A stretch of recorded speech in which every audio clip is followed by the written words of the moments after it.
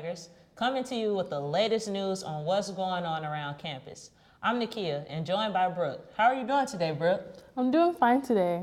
Getting ready to finish this semester off strong. What do we have for our viewers today? Well, Brooke, I have some exciting news for us today.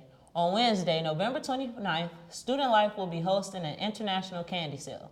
Their main objective of this sale is to give domestic students an opportunity to taste and embrace themselves into candies from around the world while connecting with international students. This will take place in the Hall of Governors from 1 to 4 p.m. So make sure you come out and get a sweet taste of the world at this event. On November 30th, an organization called Library Friends will be hosting a holiday basket sale. The event is from 11 a.m. to 5 p.m. in the D Building atrium. Come out and buy a basket for yourself or for someone special. This event is to raise money for the library. If you have any other questions, contact Alexis at asarkisian@govst.edu. Email janisek@govst.edu.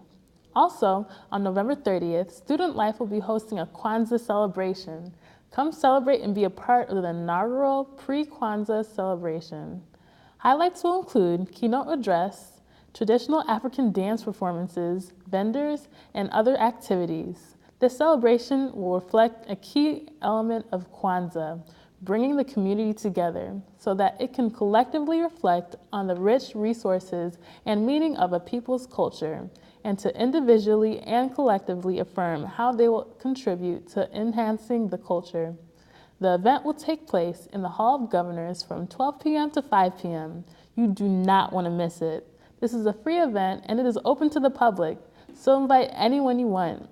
For more information, email diversity@govst.edu for more or call 708-534-4551. That seems like a very interesting event to go to. You might catch me there. Same here. This event seems like it would be a lot of fun. I cannot wait to see how it turns out. Are you battling built-up stress because it's the end of the semester and every class is giving you an exam? Well, come out to GSU's De-Stress Week. This week is full of events from running to yoga, and almost all events are hosted by some of GSU's faculties. We went to find out more about this week. Check it out.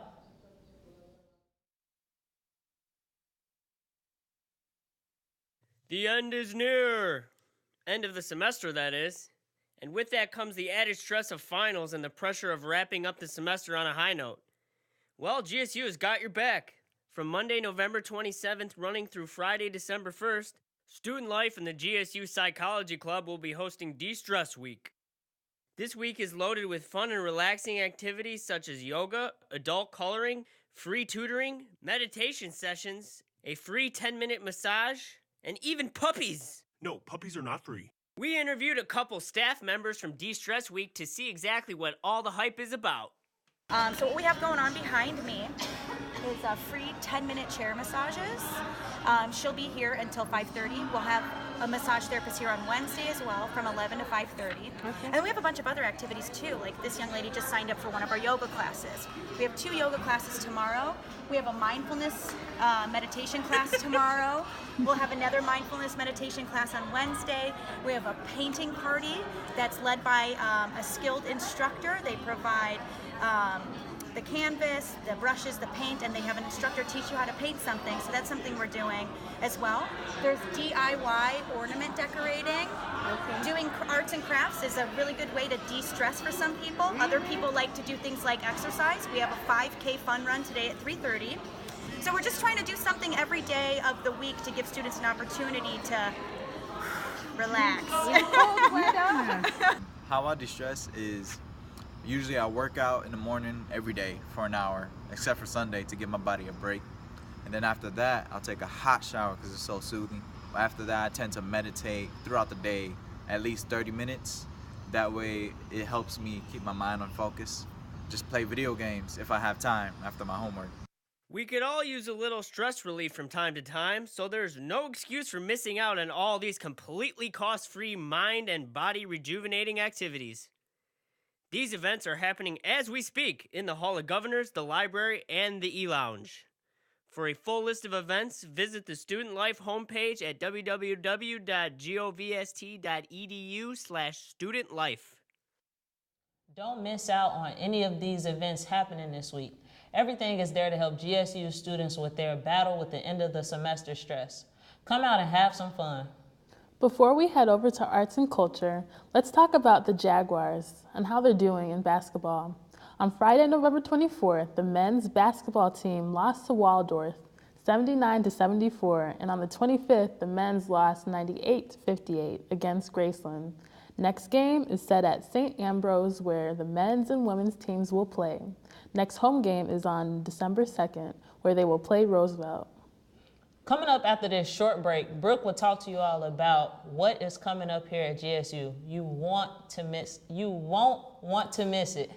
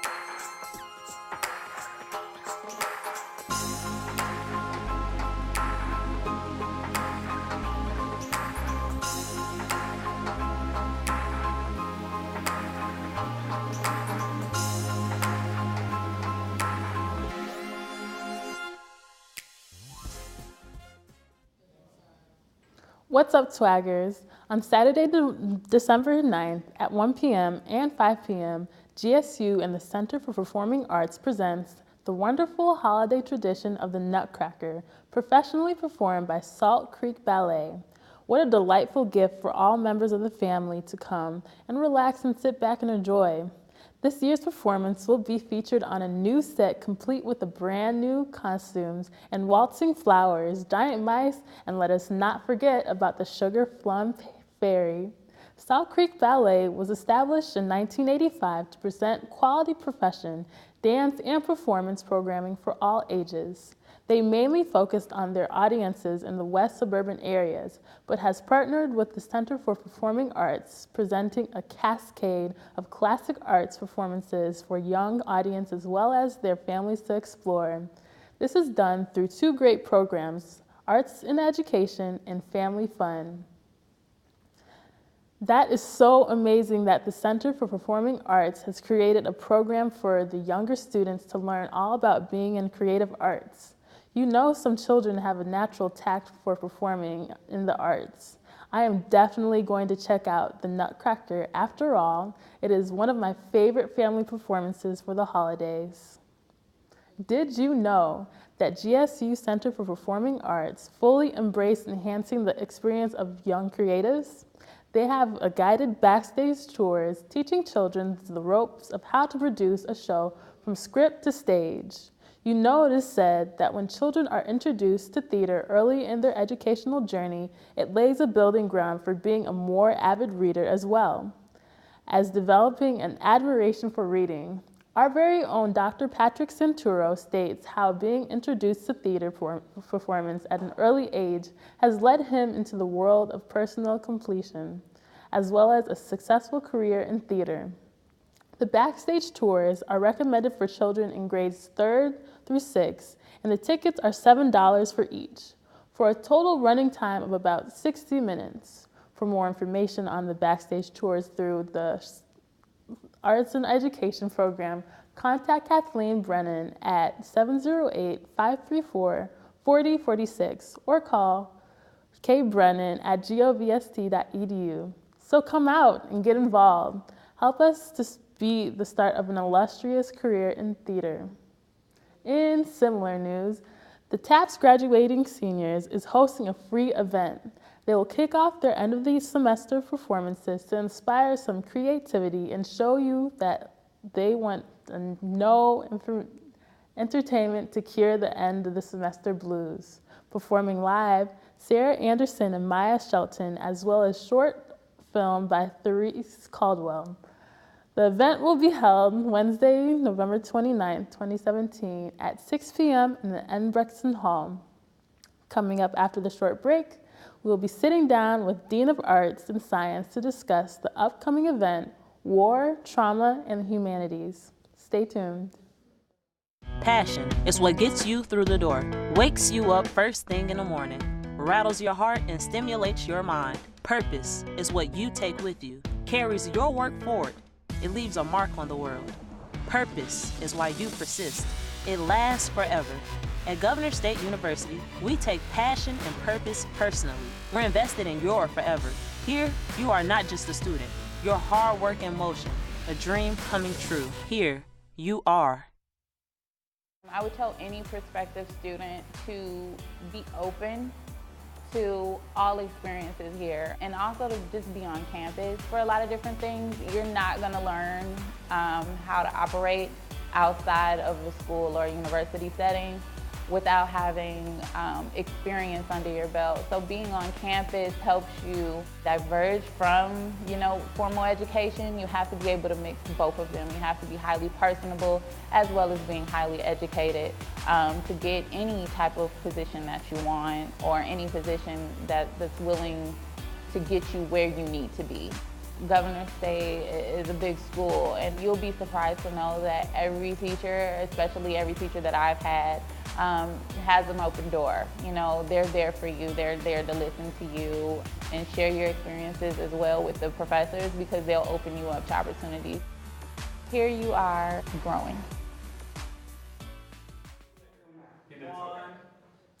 Welcome back to the program. Today I am sitting down with the Dean of Arts and Science, Dr. Dean Marak, to discuss the upcoming event, War, Trauma, and Humanities. Thank you for joining us today, Dr. Marak. How are you? Doing great. Thanks for having me. First of all, can you tell us a little bit about yourself and what you do here at GSU? I'm a historian. I teach about the history of Latin America and Latino studies, and also Dean of College of Arts and Sciences. Thank you. GSU has been recognized by Military Times in its 2018 Best Colleagues for Veteran and Active Duty Students. What makes GSU such a great university for military students? Yeah, I think one of the things that we do better than just about anybody else is that we have a one-stop shop for veteran students. If you go to other campuses, the different services that are offered to veterans are often all over the campus, and students have to navigate that. And here we have it in one place, so people can go, they get help there, and they know where to go to get help. What is important for people to know regarding veterans and active duty service members that most people overlook or do not realize? Well, I think often veterans are invisible. So I'm a veteran, but you wouldn't know it from seeing me. Did you know I was a veteran? No, I didn't. See, right? And we've had class together and stuff, right? So it's not obvious who's a veteran and who isn't. And so you just need to be open to the possibility that somebody might be a veteran.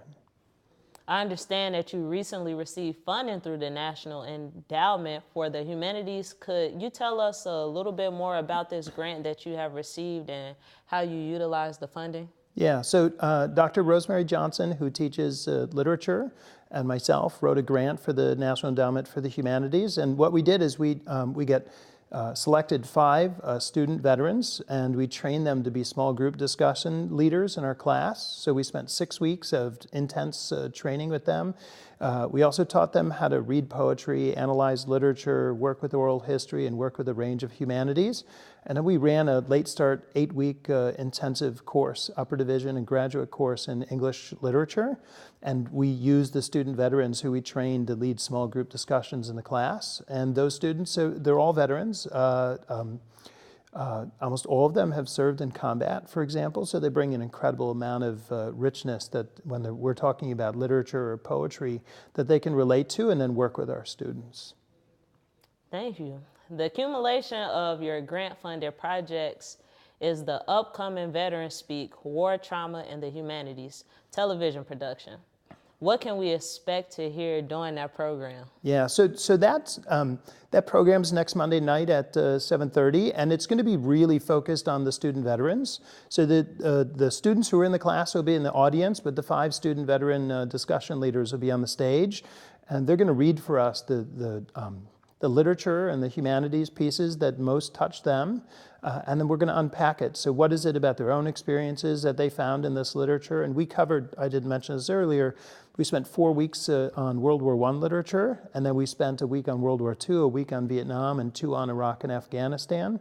And in the Iraq and Afghanistan, we spent a week of that looking at women in combat. And so the students have all had very different experiences, and they've all attached or found themselves in different pieces of literature throughout time. So we're going to take a look at the ways in which their own experiences are reflected in humanities work. Sounds interesting. So where can students who have more questions go to find out more information about the program and your production? Yeah, so on the grants page of the College of Arts and Sciences main page, if they go through the grants page either through the grants page, you can go there and find out where it is, or you can check it out on our Facebook page as well for the College of Arts and Sciences. Okay. What are your final thoughts or remarks to everyone listening before we wrap up the program today? About this event in particular, or about bigger things? Look, I mean, I think one of the interesting pieces here is that we have a really unique set of students here at this university. So the average age is about 31. The class that we're teaching this semester has students who are 18 or 19 and people who are about 20 years older than me. And I won't tell you how old I am, but a full range of people. It's incredibly diverse racially and ethnically and also geographically, people from all over the place. And so you get this ability to bring people into a classroom and engage in learning where we learn from the students because they come from unique backgrounds. And we also get to teach people, right? And it's a really nice sort of thing. So if you can tune in on Monday, one of the bonuses will be that I guarantee you that you'll learn something. Thank you so much. We truly appreciate you, Dr. Marak, for taking time out of your busy schedule to meet with us today. That'll wrap it up for today here in Studio B. From all of us at Governor State University, you have just been TWAG.